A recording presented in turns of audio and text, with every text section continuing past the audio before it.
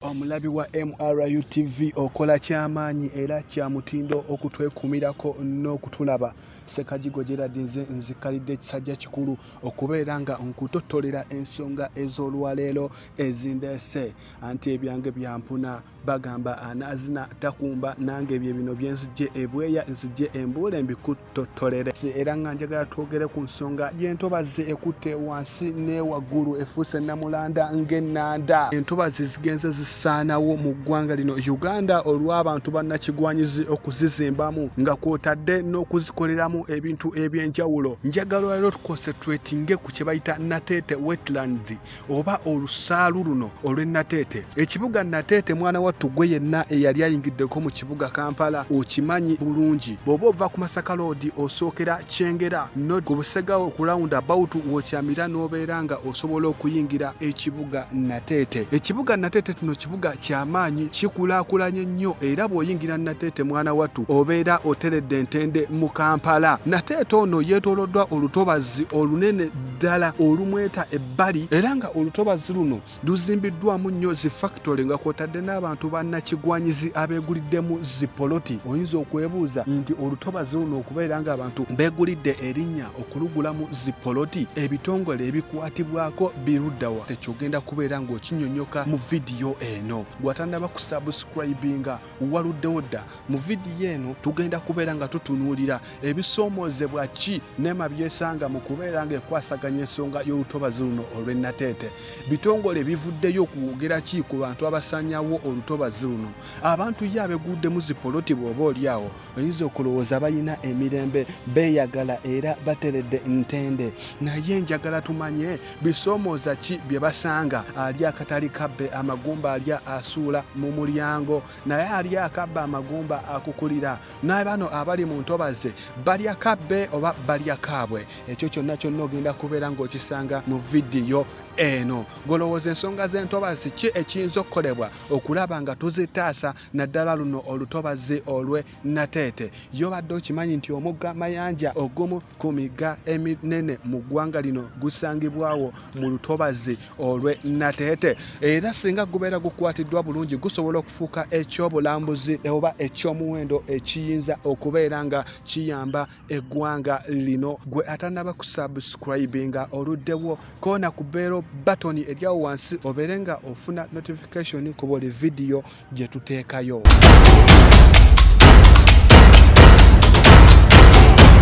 Tiramu ebitundu eby'enjawulo okugeza nga Kikajjo, Nateete, Kyengera, Busega, Bulenga, Masanafu, Lugala n'ewalala. Buli wolaba green ku Google Map eyo lwe luno olutobazi lwenjogerako oba gwe osobola okuluyita Nateete wetland. Bwe njogera ku kibuga ekikulu Kampala kitegeeza nti abantu abakwatibwako ku nsonga eno bali na bulungi obusobozi obulutuukako. Toli mu nsokolozeeyo wala nti kijja kwetaagisa essente empitirivu kubeera nga batuuka ku lutobazi luno. Ebitongole ebikwatibwako byandibadde nga bisobolera ddala okubeera nga birutuukako n'okulaba engeri gye birutaasaamu. Olutobazi luno luyitamu omugga Mayanja era omugga guno Mayanja gufunye ebisoomoozebwa ebiyitirivu ng'ekisinga ddala ye kasasiro ava ebule n'ebweya okubeera nga jjula omwala guno. Mwana wattu olutobazi luno lugenze lutattanyizibwa. Enkuba bw'etonnya mu kitundu kino eky'e Nateete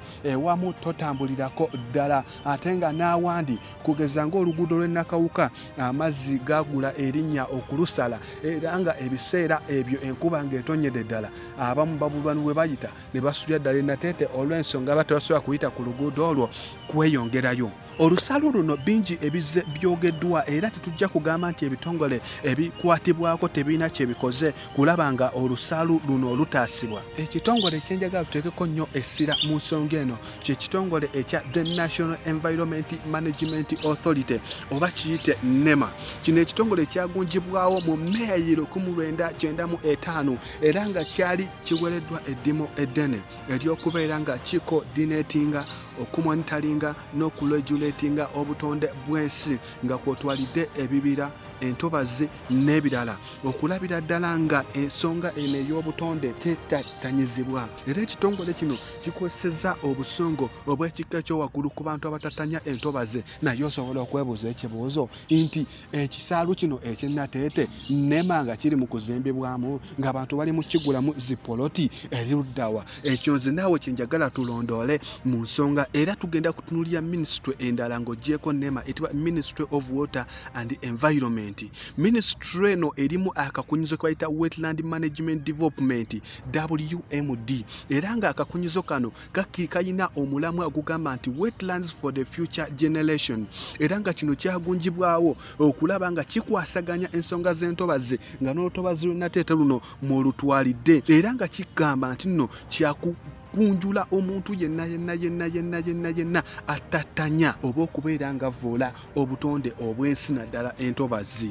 Era kino ekitongole kizze nga kivaayo emirundi mingi nga kyewaana nga kigamba nti entobazi ezisinga mu ggwanga lino Uganda nga mwotadde nga ebitundu nga Kampala, Jinja, Gulu n'awalala zikuumibwa butiribiri. Tewali muntu n'omu ayinza kuzittattanya. Mwana wa taata golooza kino kituufu oba bali mu kutulimba. Ebiseera ebisinga ebitongole bino eby'obutonde biba biwaza lipoota zaabyo. Gw'atali ku ground toyinza kumanya kiriyo kituufu. Entobazi ziri mu kusaanawo naddala luno Olwe Nateete.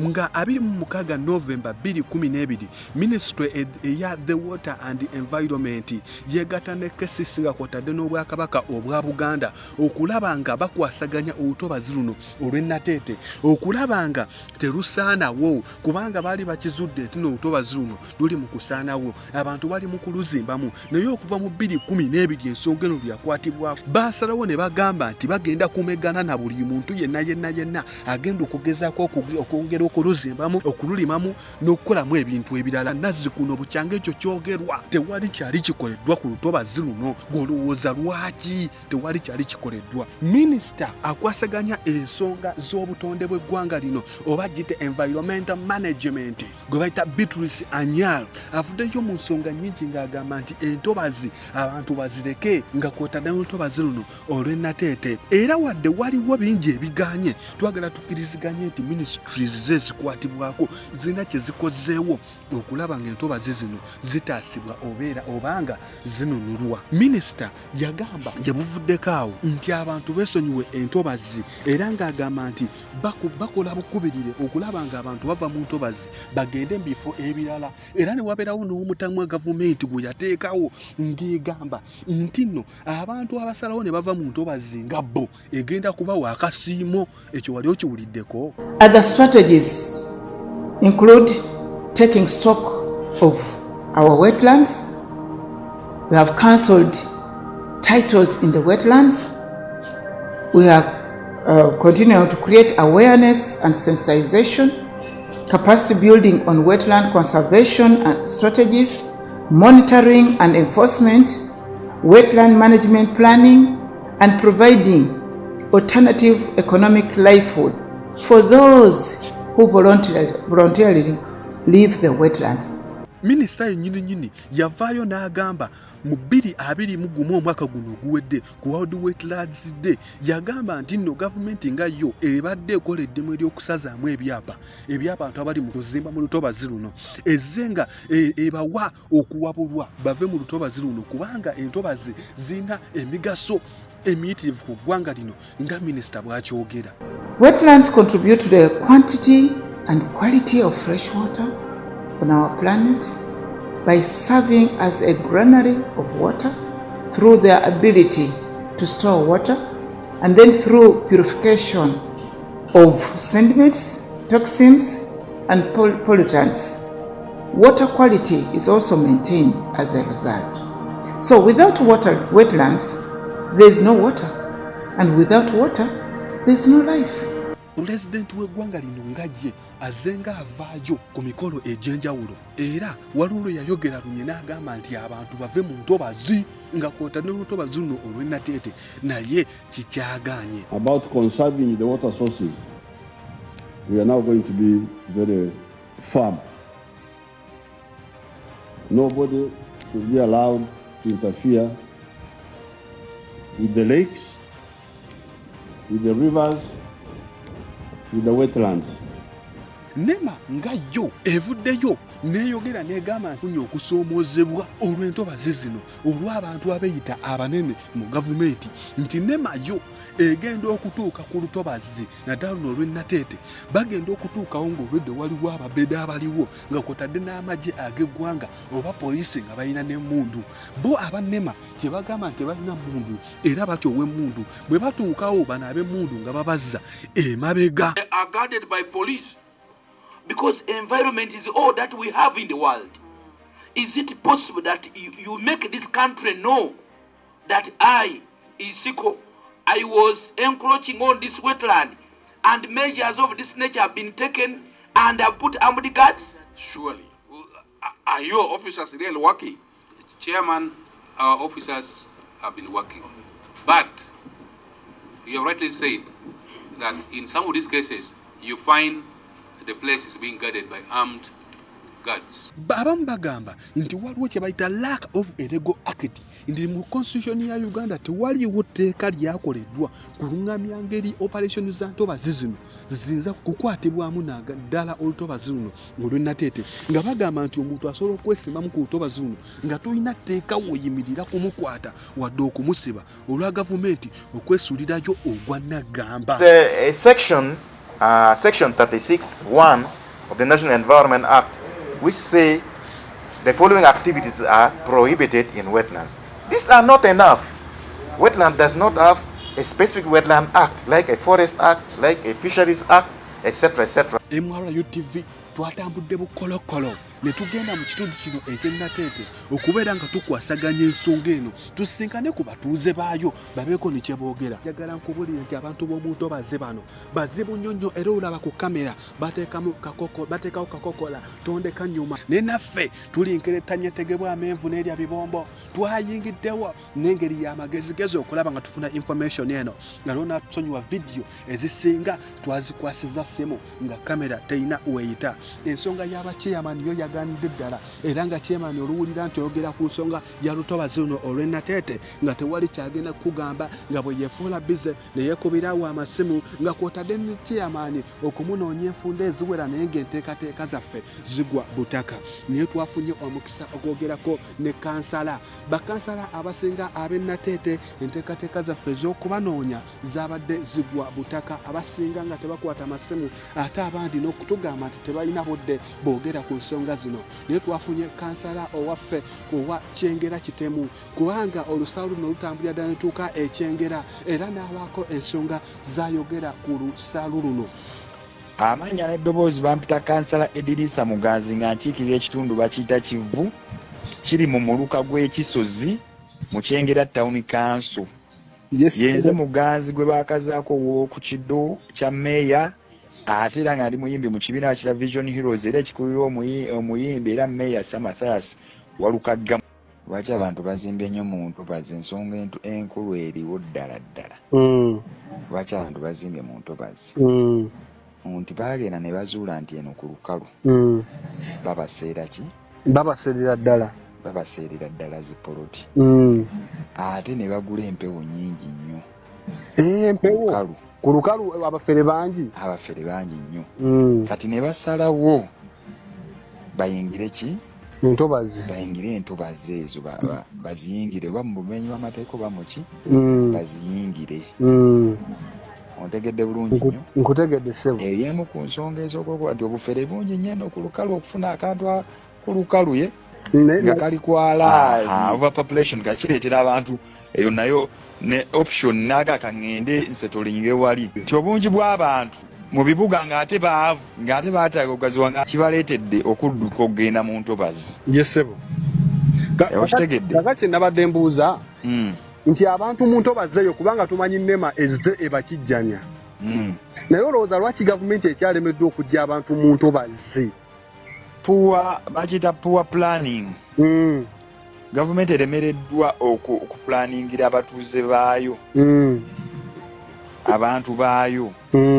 Gavumenti eremeddwa completely. Eremeddwa okuba planingira. Naye ebiseera bino tulaba nga gavumenti nga yo n'abannema tubalaba oluusi omotoka bwabwe buzza we Nateete naye ogenda okulaba bajja sayiti eyimiriramu katono aba akavawo nnaku bbiri ng'eddamu etambula. Corruption. Enguzi eyitiridde. Bane kati magezi kigowa gavumenti ku nsonga eno. Nze amagezi ge nandiwadde gavumenti bwe kulaba nti abaana abafuluma abava mu masomero bamakinga sure nti abaana bafuna emirimu ne batanyigira mu bufere kuba abaana bennyini abava ku zi campus bafere b'enkyati emirimu buli ddakiika batikkira buli ddakiika gawuni naye tebalina baana abo gye balaga. Bw'oba wali okutewo ku luguudo luno olw'Ekasengo lw'Ennakawuka omanyi bulungi amazzi enkuba lwetonye gamanyi okusala omuntu n'abulwa wadda. Abamu ne basula ne mu kibuga ng'amazzi gasobokedde ddala kubanga olusalo luyitamu omugga Mayanja obadde okimanyi. Kimanyi. Ebisala by'omu maaso ebya ekibuga kyaffe ekyengera nk'otadde Nateete obiraba wa singa Entobazi zino olwongera okuzimbibwamu. Ekisookera ddala siri mwogezi wa mmeeya naye ndi mukwano gwe nnyo. Yes ssebo. Era ebimu byakola nsobola obbitegeera nti akikoze. Yes ssebo. Ye ng'omuntu azze avumirira. Yes ssebo. Abantu ababonyaabonya Entobazi zino zizimbamu era nze mbeera nnyo naye mu mmotoka. Weewaawo. N'agiyimiriza ne muweta. Ogenda nga abantu badduse n'agamba ekyassidda okitegeera. Yes ssebo. Ye omusajja nga ye alwanya nnyo ku ki? Ku nsonga z'Entobazi ezo. Naye kubanga emabegako nabaddeko wane wa Kolokolo. Naye twabadde tunoonya chairman abeeko n'ensonga z'ayogera ku Entobazi abagaggalo bali mu kutemaatemamu poloti awo wansi. Chairman yatwekwese n'adduka emisinde. Kyenkugambye ekyo kati ekintu kigenda kuva ku local government kituukire ddala ku gavumenti waggulu singa tebaveeyo kulwanyisa buli bwanguzi nakuteerawo bavubuka mirimu okufuna mirimu gye bakola ekintu kijja kuba buwaasi. Tuze be twasanze ne tubabuuza nti ye abandi lwaki muzimba mu Entobazi zino era balina ensonga ze baayogedde. Ensonga emu ku zo nga bagamba nti mwana wattu enkaayana z'ettaka ku lukalu empitirivu nnyo naye ate mu Entobazi teri enkaayana za ttaka olw'ensonga nti abasinga obungi batyayo. Ate ne batugamba nti nno ettaka ly'omu Entobazi lino lyalayisi nnyo ekyasinze okutwewuunyisa bagambye nti ofuna ne poloti ku miliyoni emu bweti eya Uganda. Kakati lwaki mugula eno? Lwaki mugula eno ne muleka ku lukalu ne mutagula eyo? Ekibuuzo ky'ombuuzizza ekyo kituleetera okugula eno. Nasuubira batuuze bannanga bali ne basobola okukiddamu. Ekituguze eno nti wa ssente ntono n'oba nakakadde kamu n'ekitundu bakuwa poloti. Ekirala bw'ogule tebakuyiikiriza nnyo ng'ate bw'onoobeera ku lukalu oba wakagula akantu ko ng'oli ajja gagaba awo wange kwegala n'owesanga ku lukalu oyinza okusangayo poloti emu n'erika abantu nga 6 naye bw'obeera eno asinga batyayo naye ffe tusobola okukikwasaganya eno naye nga weetaaga okugula awantu okumpimpi wano naye nga toyinza kufuna ssente zigenda kugula waggulu eri ku lukalu ng'akakadde k'oyina bagenda kusooka kusasula ate wano mu Kisenyi. Naye waliwo ebisoomozebwa bye bajja bafuna bw'olaba beesibyayo oyinza okulowooza nti balina ensonga enkulu naye ate ebisoomozebwa balina bingi nga ensonga esooka y'ey'obufere. Obufere mu Entobazi buno bungi nnyo era nga twatuuseyo ne tulaba emu ku nnyumba eyagaana okuggwa. Chairman w'ekitundu kino yeegatta ne bamafiya ne babeera nga balimbalimba n'okunyaga omuwala ali ku kyeyo e South Africa era ne bamutunza kapoloti ke ku layisi ke yali aguze.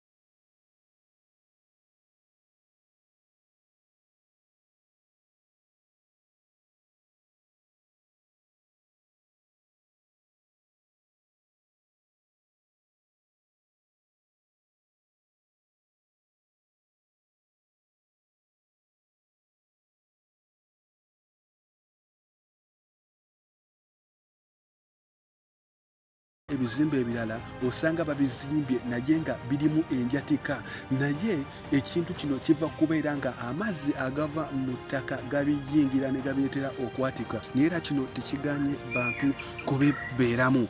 Okimanyi muganda wange ebituzimba mu Ntobazi bizibu kasente kati bwe zijja wano osobola okufuna akapoloti kati nga kano akagula mu mazzi nenkagula miliyoni emu bweti kale ate eri nsobola ogifunayo eri sisobola kugifunayo ya miliyoni emu nensonda ebibulooka byange oziraba tezifaanagana, ezimu za bbulaaka endala za bitaka lya ttooyi. Era nga abagagga mu ggwanga lino beegulidde erinnya okubeera nga ne mu Ntobazi batawaanya abantu baayo. Nkugambye Nema yeegamba nti bwegenda mu Ntobazi muno esangayo abasajja abakuuma nga bayina n'emmundu, era nga emmundu zino golooza poliisi abasajja bano ebakkiriza atya okubeera nga bakuuma abamenyi b'amateeka, kubanga ffenna tukimanyi nti mu ggwanga lino okukola ekintu kyonna kyonna mu Ntobazi kiba kimenya mateeka. Abagagga bano bajja ne bakozesa olukujjukujju ne babeera nga banyigiriza abanaku abali mu Ntobazi zino olw'ensonga poloti zaayo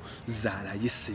Ensonga endala eri mu Ntobazi eno efuuse ekyokusomoozebwa. Abatuuze bagamba nti obubbi bukutte wansi ne waggulu, bw'olekaawo akantu ko tokasangawo. Ekyo ekintu ky'obubbi eno kibaddebaddeyo ensonga abavubuka bangi abali eno nga tebalina mirimu nga bo batunuulira kookozeewo bakaba. Wakati waliwo omwami wali kuba amataffaali ge yadde yaguzeyo ebivera yabise ku mataffaali g'enkubereka eggono naye bugenza okutyanga ebivera baabibbyeko. Buli olwo nga abavubuka abatalina mirimu bali nnyo mu Ntobazi zino gye beekweka. Mwe bali beekwekakweka tebakozesa ebiragalalagala naye kati twekozeemu ggulu okunoonya buli kisaali muno atalina mulimu atubiri talina kibanja talinamu mulimu aba akola muno aboona tugenda kubafumbula bagenzi naye nga badde batandise omuzeezo gw'okubba era bw'oteeka oluggi mu nnyumba olina okukakasa nti osulamu ennaku oluggi olwo zigenda okumala nga lukazi n'okusula mu nnyumba okwo. Kanya kabuyonjo zaabwe zirya ssente buwanana kubanga bazizimba kungulu tezikka wansi. Mwana wa taata ensonga y'obukyafu nayo ekutte wansi ne waggulu, era nga bo be nayogeddeko nabo ne mbabuuza obukyafu buno buva ku ki, be babuleeta oba buyina gye buva. Wabula bo baŋŋambye kati nti abali ku lukalu be basinga okubuleeta kubanga be basoola ebikyafu mu mugga guno mayanja ne gukulukuta ne bibaleetera. Gavumenti ekyo katoka kikyayinako abantu bewaggulu abali mu nkalu eyo batulugunya ffe ababeerera mu Ntobazi enkuba olutonya bweti abasula kasasiro nga mayanja atuleetera kati abatannaba kutuuka eno ngaenkuba ekya nga mayanja amazzi gakakana nga puresha ekendera akasasiro asigala awo ensiringa zijja zibeera omwo amansi ago agalegama. Gavumenti yali badde ekolanga nnyo ku mizinga naye tugogolera omwala guno eno tusenga tuli bulungi nnyo tolina buzibu nnyo. Naye abaana tebalwadde nnyo emisujja ku nsiri eziri eno? Abaana okulwala basobola ne ku lukalu balwala naye ne wakutula embeera twagigumira wate abavubi bonna bagwa mu nnyanja bonna era babeera bambagwawo abamu ne babeerawo. Naye abakanso batera okujjako eno okulaba ebyobuyonjo bwe naddala ng'omuggogo batera okugogoloba biva kubanda bigulinga ogumaze emyaka 10 nga tegugogolwa. Twefaako ffekkira twekola mu mulimu nemugenda ali nemusolozaayo 5 ali nemusolozaayo 5 amaka gonna agali muno nemufuna zemufunye amufuna mubaamu ebituvaamu n'abavubuka baffe ab'amaanyi basobola okugogola nemubateekako ne bagogola okuva eri ne bagenda kati naffe tugogola okukomako we tukola kiwa tuyisa obubi nga olengera ekikampuni kyesima oba ekirenga kiri wali wansi naffe batubireka n'abeeyo nga beefaako. Ensonga y'Entobazi eno nsonga nkulu nnyo nnyini ddala mu ggwanga lino ekutte wansi ne waggulu. Njagala obeere ng'okimanyi nti ebintu bino si byangu n'akatono. Waliwo ensonga nnyingi ezizze zoogerwako era ezikwasaganyibwa ku nsonga y'olutobazi luno. Kyonna ekikyagaanya Entobazi zino okubeera ng'abantu bazivaamu be banene mu gavumenti kubanga ne minisitule ekwatibwako bw'ebeera ng'evaayo n'egamba nti ffe tugendayo okubaako ne kye tukola wabula tugenda okutuuka wali ng'abaliwo bammundu naffe ne tusoberwa kitegeeza nti gavumenti gy'ekyasibye ensonga y'entobazi eno okubeera nga tekwatibwa bulungi. Nateete wano nakati osanga nga waliwo abalambula zipoloti buli lukya bongera okusenda buli lukya bongera okuyiwamu ettaka naye ensonga y'abanene mu gavumenti. Vidiyo eno olw'obutayagala ebeera empanvu vidiyo enaddako nja kuleetera abamu ku banene mu gavumenti abeegulidde erinnya mu kubeera nga batatta olutobazi luno olw'e Nateete. Omulangira Ssekajjigo Gerald muzzukulu wa Mugamba Erusoze ate Mega Tanjogeza Kaama. Till next time.